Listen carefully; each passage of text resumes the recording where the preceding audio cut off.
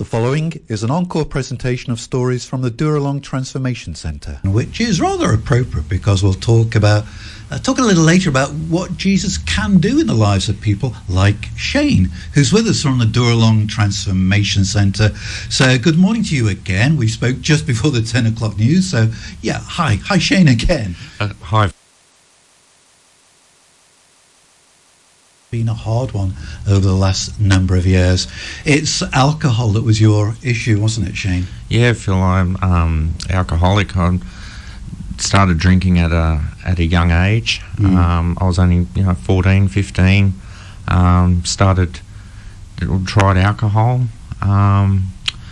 It helped me to relate with other people. It kind of I was a shy young boy, and it kind of gave me a sense of bravery, or or it could be someone that I thought I couldn't be, with alcohol. And so I started drinking, not all through my teens. Like, I only did it over a weekend and that when it was available when I was young. But when I started work and relating with other people, it became that thing after work. Oh, let's go for a drink. Went for a drink and used it to cope in that manner. And it's such a prevalent sort of attitude, isn't it, in our culture, not just here but lots of countries where, it's so available, it's socially acceptable. A few beers after work is the norm in some industries, isn't it? Yeah, I feel like for my trade, I'm a butcher by trade. We'd finish work and it was good to have a beer, and it was, on the weekend, it's like, well, what are we going to do? Oh, what did you do? Have a drink, the nightlife, night clubbing, drinking, the football, drinking. It's just so embedded in our culture. Birthday parties, alcohol. But for me, I'll bring it back to me, it was just so prevalent in my life. Yeah, and like you say, you did it initially because it gave you that confidence to fit in with people, to talk to people, to be able to sort of participate in a social situation because of that shyness. Yeah, it helped me. It helped you. Yeah, just to relate with people and to get the confidence to actually speak, and to be part of a conversation. I was that shy. But there's always a price to be paid, or for lots of people there's a price to be paid, because it didn't stop at that level. It progressed and got worse. Yeah, it did. It initially it gave me them good times and relationships, but then there was the morning afters. Where I act like a bit of an idiot, or I acted in a way that I wouldn't have acted before, and then having to deal with the guilt and shame of that the next day. It just I didn't realise that's what happened, and then them things just, as I drank more through my life and needed the alcohol more, them situations sometimes become worse. And at what point do you think, or what point can you remember saying to yourself, Shane, you've got a bit of a problem here? I said it to myself a fair bit at many stages in my life, but I was in denial that I had a problem with alcohol. I guess I'd wake up in the morning feeling hungover, and I would say to myself, I don't want to do that again. I just don't want to go there again. But the afternoon would roll around, and I needed something I started feeling anxious, or I started feeling, depressed, and it gave me an escape. If something stressed me out in that day, I kind of knew where I could numb that, and it was just that go-to. I didn't like that relationship with it, but I didn't know what else to do. Would you say at this stage you were now dependent upon the alcohol? Yeah. Through after my late 20s, through my 30s, I had a 5-year sobriety in that time. But yeah, I was dependent upon it to get through. And dependent means that you wanted to stop, but you just couldn't stop.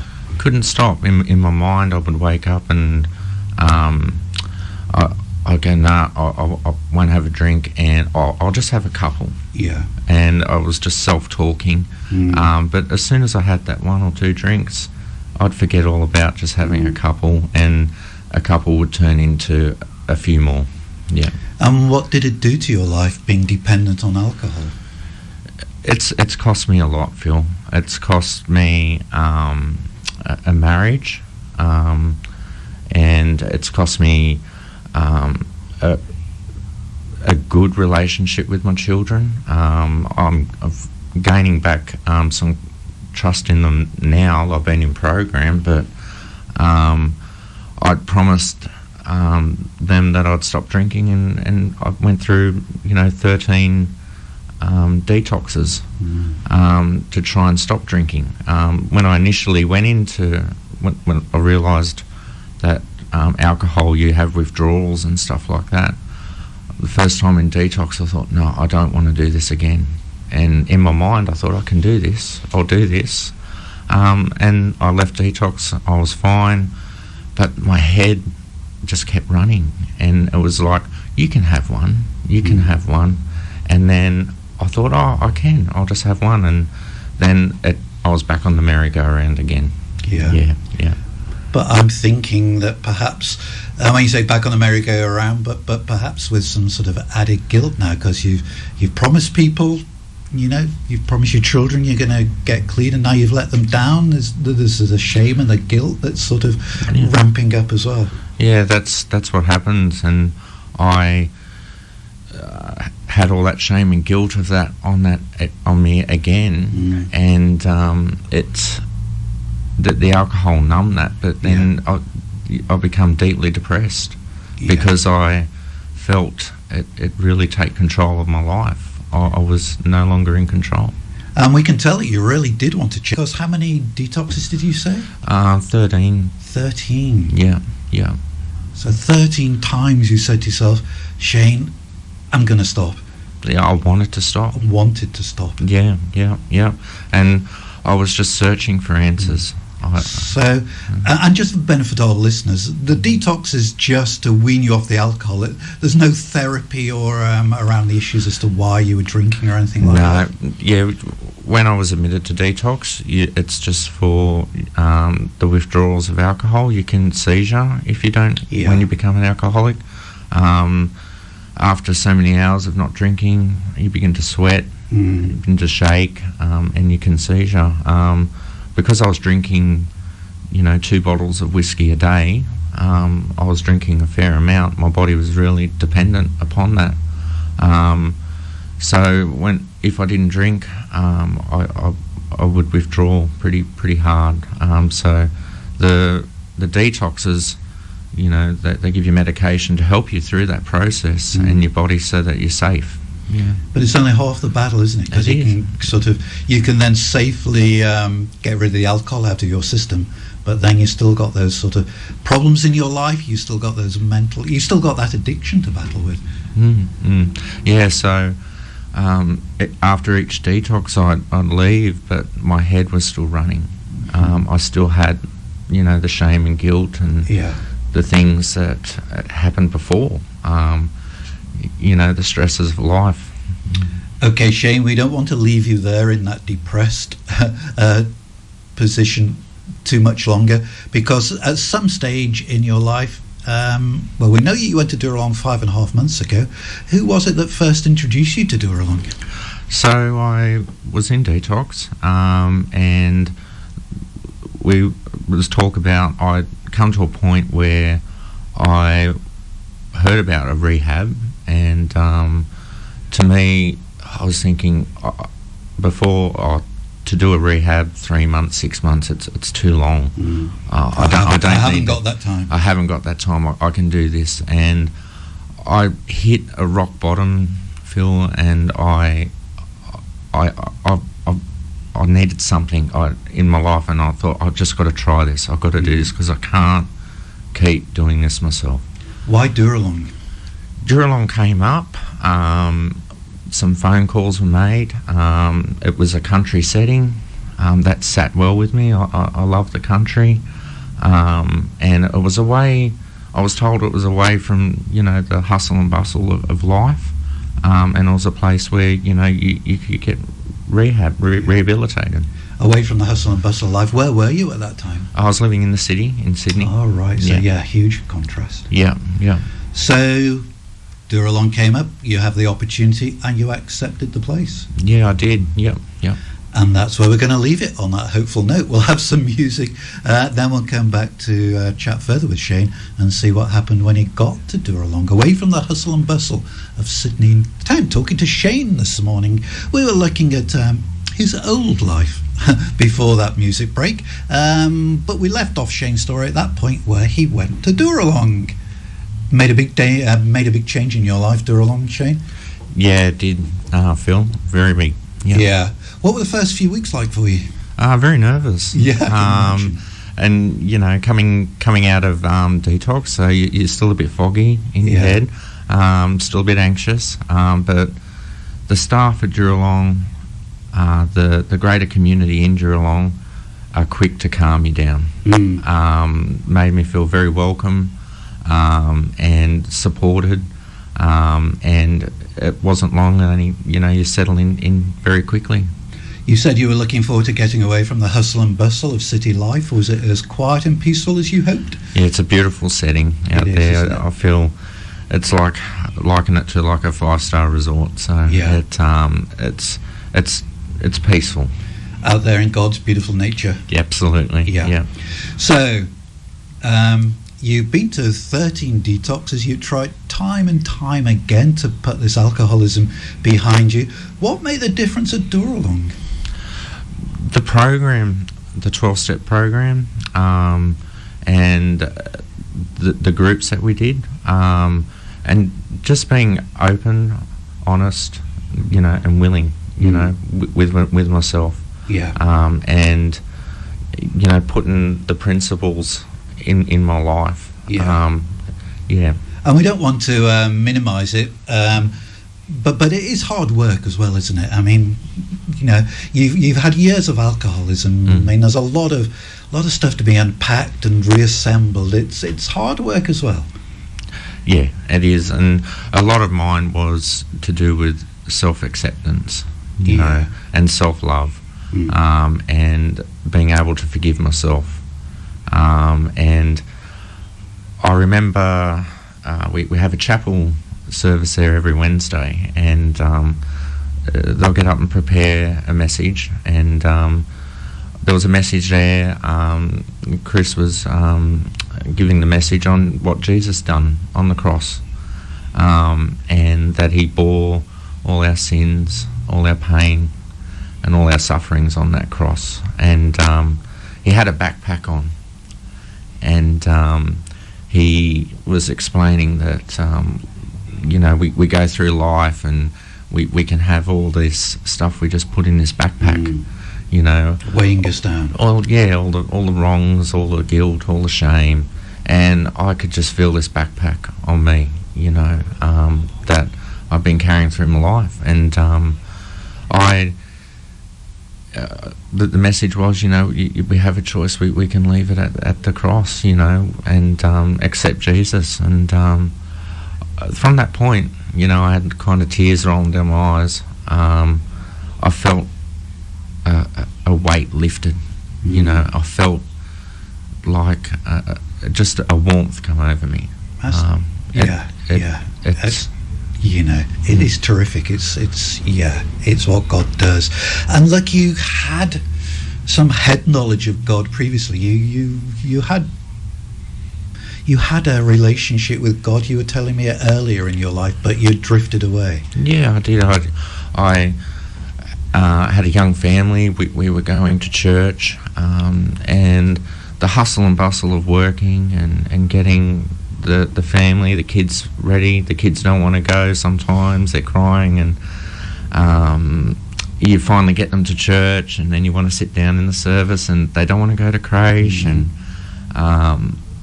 suddenly it was okay not to go 1 week. to church in 2 weeks, and it just fell into a routine, you know.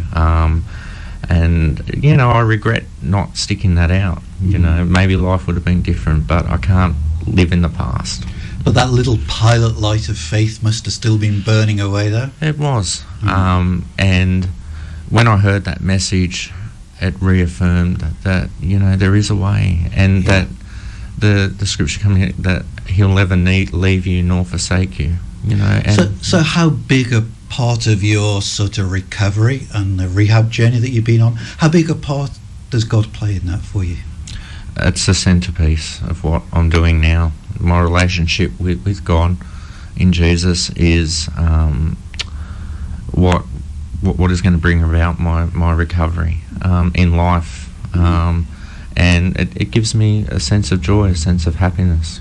And it's not just for the here and now, it's for the rest of your life. Absolutely. Yeah. And talking about the rest of your life, you were telling us earlier that you graduate very, very soon. Yeah, I graduate program this week. I'm Congratulations. Yeah. I've got a new job, job to go to. I'll be going in aftercare. So that's where you go live in a house. And there's still the resources there as you're getting your life back together, start your new job and stuff like that. Do you feel God is working away behind the scenes, putting all the pieces of the jigsaw back together for you?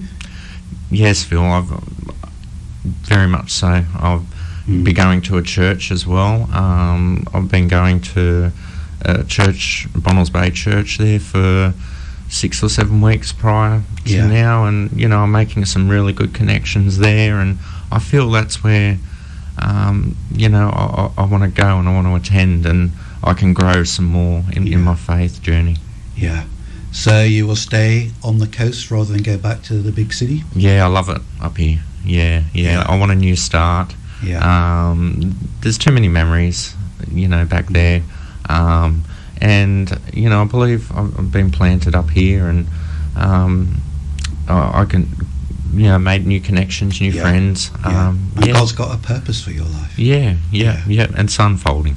And it's unfolding, and it's exciting. Yes, it is exciting. So, if there is anybody out there who's in the position that you were, sort of 5-6 years ago, maybe, or has a family member in that position, your message will have been one of hope for them.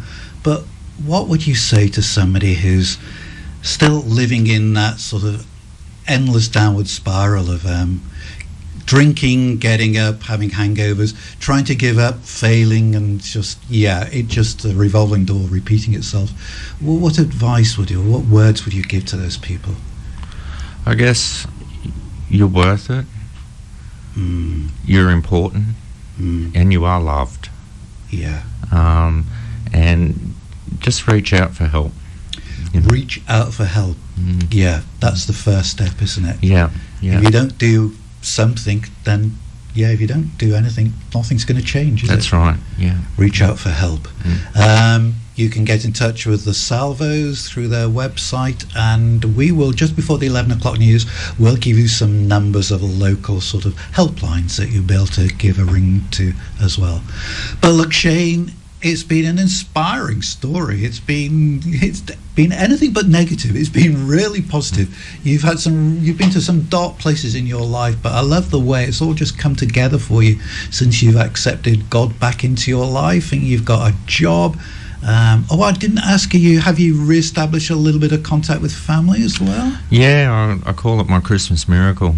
I've got contact with my father, and you know, text message with my sister, and my oldest son I haven't spoken to in 2 years. So things are the early days, but recovery is a journey, and it's not always happens in a blink of an eyelid. No. It takes time. And you're a realist enough to know that there will be sort of challenges ahead, but you've got somebody walking that journey side by side with you. Yes. That's the big difference Yes. this time around, isn't it? Look, I've loved talking to you this morning, Shane. It's such a positive message. It just shows what God can do to turn people's lives around, even when they think there is no hope whatsoever. So that's the message from Shane this morning. He's going back to Dooralong now. He graduates this evening at the chapel service after that beautiful sort of midweek roast that you have on Wednesdays. So give our love to all the guys back at Dooralong. Will do. You've been listening to an encore presentation of the Dooralong stories, which can be heard live every Wednesday at 10 a.m. and repeated 8 p.m. Sunday and 1 a.m. Wednesday, right here on 94.9 rema.cc.